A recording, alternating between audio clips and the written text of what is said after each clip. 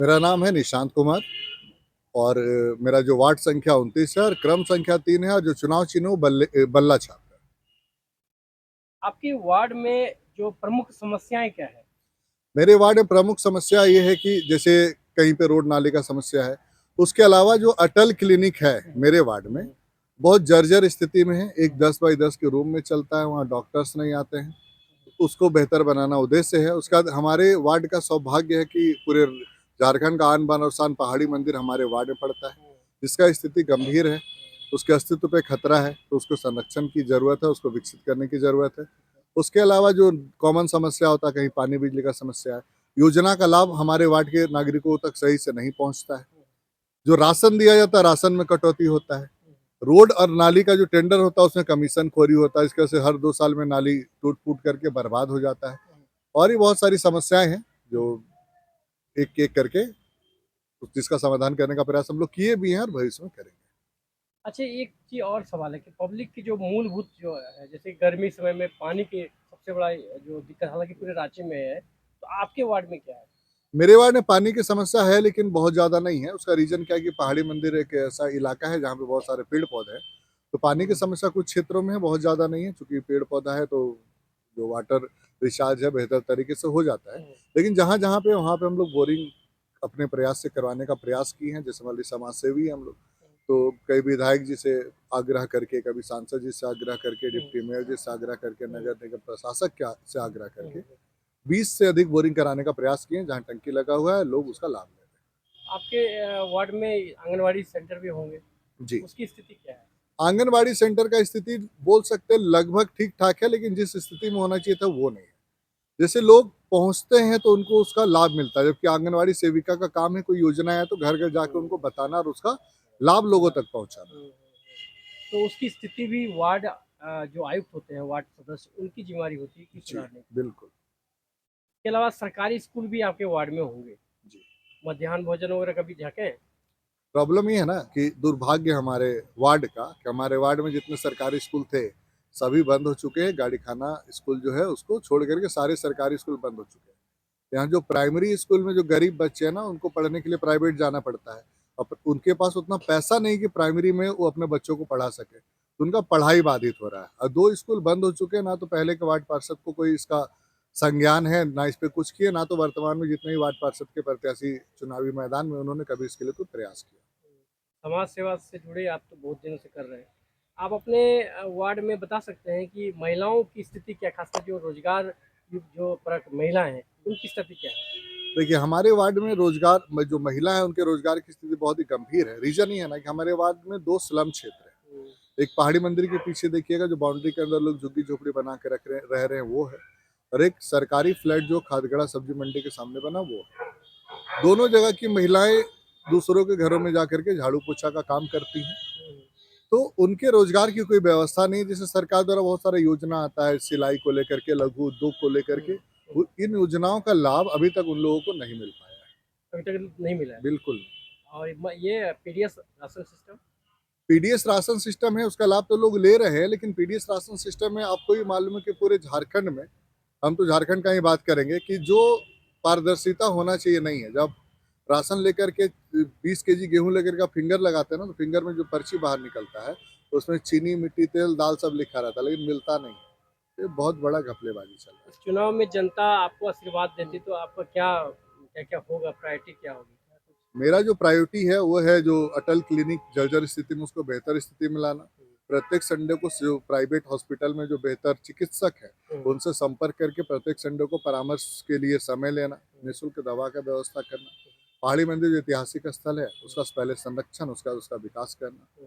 महिला सशक्तिकरण के लिए निःशुल्क सिलाई केंद्र हम लोग पहले भी चलाए हैं। उसके अलावा भी लघु उद्योग वगैरह लाने का प्रयास, ताकि उन लोगों को रोजगार का अवसर मिले, दूसरों के घरों में झाड़ू पोछा करने की आवश्यकता ना पड़े, और उनका जो पीढ़ी आने वाला पीढ़ी है वो पढ़े लिखे और बेहतर स्थिति को प्राप्त करे।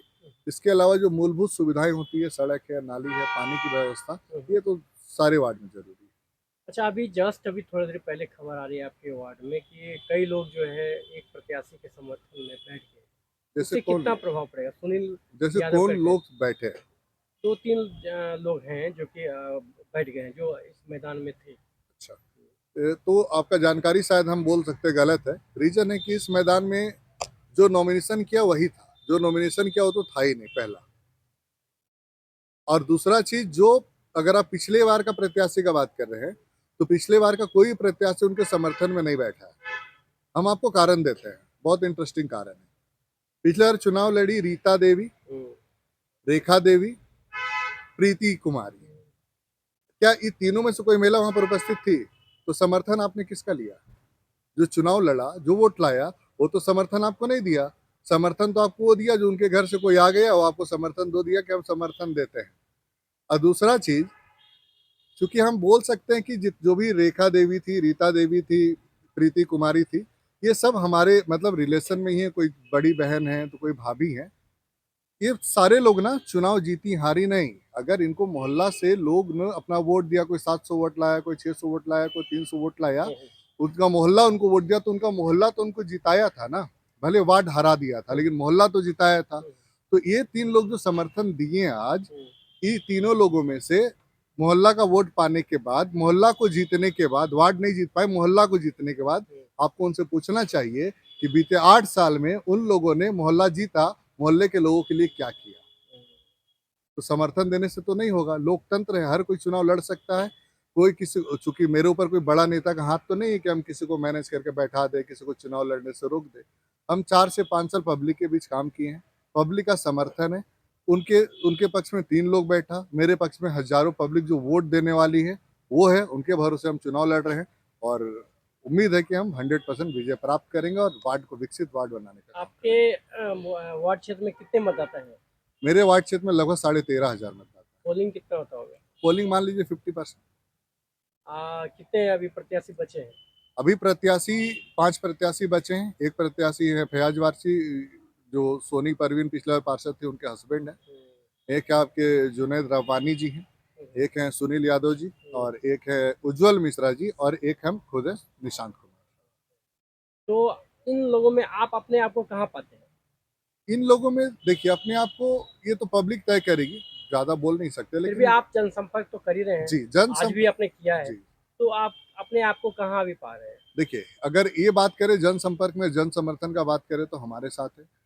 क्योंकि प्रत्येक गली मोहल्ले में जब हम जा रहे हैं, लोगों से मिल रहे हैं, तो लोग का एक ही कहना है कि जो काम किया है, जो शिक्षित है, जो बेहतर काम कर सकता है, जिसके पास विजन है, जो अपनी समस्याओं को, वार्ड की समस्याओं को, जो निगम का बोर्ड का बैठक होता है उसमें मजबूती से उठा सकता है, कोई थाना पुलिस का मैटर होता है वहाँ पे लड़ सकता है, वैसे लोग को वोट देना है। तो उस आधार पर अगर हम अपनी बात करें, तो हम उन सारे चीज़ों में आगे हैं और बेहतर हैं। इसका उदाहरण हमने पहले प्रस्तुत कर चुका है। चलिए, एक बार लास्ट आप अपील कर दीजिए।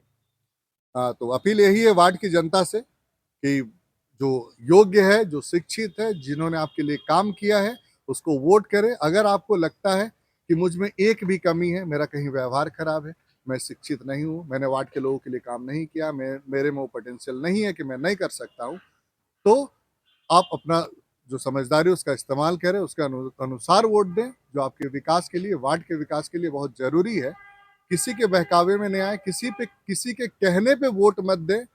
क्योंकि जो लोग अगर पिछले बार वोट लिए हैं, वो अगर समर्थन दे रहे हैं, तो इसका मतलब यही कि उनको ऐसा लग रहा है कि हमको वोट दिया तो हम जिसको बोलेंगे वोट उसी को दे देगा। ये चीज नहीं करना है, आपको अपने दिमाग का इस्तेमाल करना है, और दिमाग के इस्तेमाल के साथ वोट करना है। वार्ड चिन्ह नाम बता दीजिए। वार्ड, मेरा जो वार्ड है 29 है। मेरा प्रत्याशी नाम निशांत कुमार है, क्रमांक संख्या 3 है, और बल्ला छाप मेरा चुनाव।